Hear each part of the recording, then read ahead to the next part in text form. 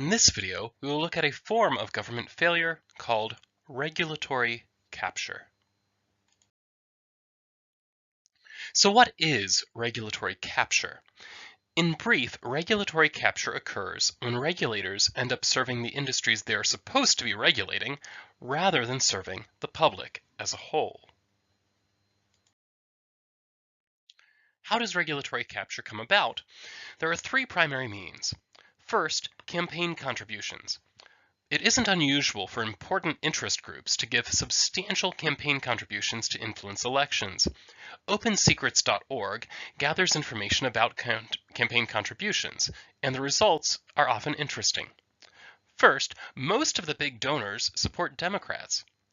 Most of the big donors also happen to be labor unions. So is it any wonder that the Democratic Party tends to support more pro-union policies, while the Republicans tend to oppose such policies? Some organizations, like the National Association of Realtors, divide their money almost evenly between the parties. An odd practice if one is trying to influence the outcome of any election, but a spectacular strategy if one believes that whoever gets elected will be in a position to benefit you. Second, lobbying. In addition to direct campaign contributions, various organizations will pay professional lobbyists to try to influence legislation to their own benefit. Studies show that money spent on lobbying provides phenomenal returns. That is, lobbying is popular because it works. Third, shared personnel. It isn't unusual for regulators to have originated in the industry that they are hired to regulate. To some degree, this feels reasonable. After all, who knows the business of banking better than a banker? So why not hire a banker to regulate banks? Surely they have the expertise. The problem, of course, is that regulatory agencies tend to be something of a revolving door. People move from industry into regulation and then back into industry. This raises the question, who are they serving when they're in the regulatory bureaucracy? Are they serving the public, or are they serving their former and future employers? What then are the consequences of regulatory capture?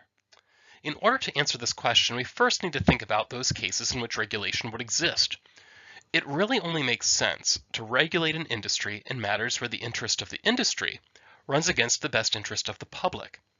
For example, when monopolies restrict production to prop up their prices and profits, or when polluters ignore the consequences of the pollution they create. If regulatory capture occurs, however, we can first be confident that those regulations that would benefit the public at the expense of the regulated will not get passed. However, things are a bit worse than that. With the power of regulation at your disposal, all kinds of self-serving options are available. From securing government contracts, as in the case of defense contractors, to requiring people to buy your product, as in the case of health insurance under Obamacare, to special tax treatment, as in the case of mortgage interest, health expenses, and gifts to charitable organizations, to stifling competition, as in the case of pharmaceuticals, which benefit from patent extensions, and broadcasters and publishers, which benefit from long copyright protections. Naturally, some people also benefit from these. The mortgage interest tax deduction benefits millions of homeowners. However, there are two negative consequences to this kind of policy. First, most of these policies are simply redistributions. When mortgage interest is tax deductible, but the government is continuing to spend, then that money has to come from someone. So people without mortgages have to pay more so that people with them can pay less. Second, these policies redirect resources, often in inefficient ways.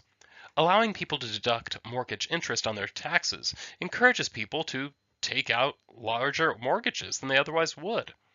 This directs resources into banking and home building that could have provided more value elsewhere in the economy. But the fact that other choices are taxed in a way that mortgages are not redirects the behavior of the public. So what can be done about regulatory capture?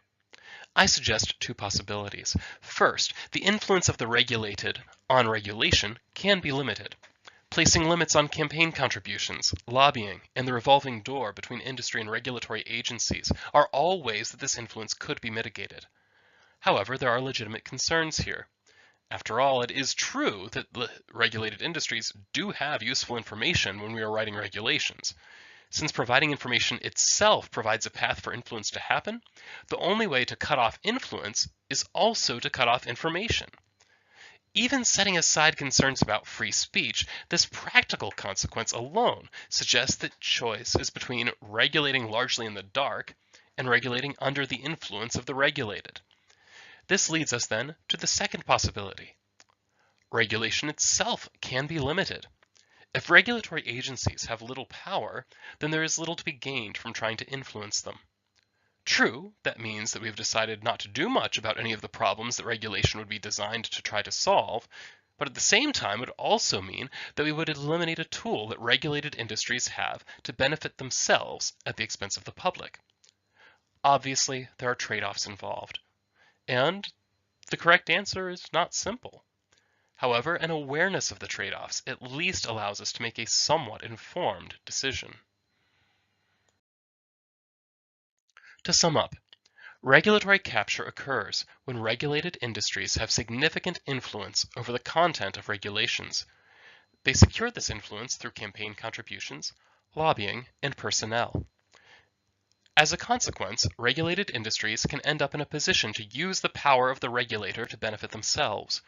To limit this problem, we can limit the influence of industry on the regulators, or we can limit the influence of the regulator themselves.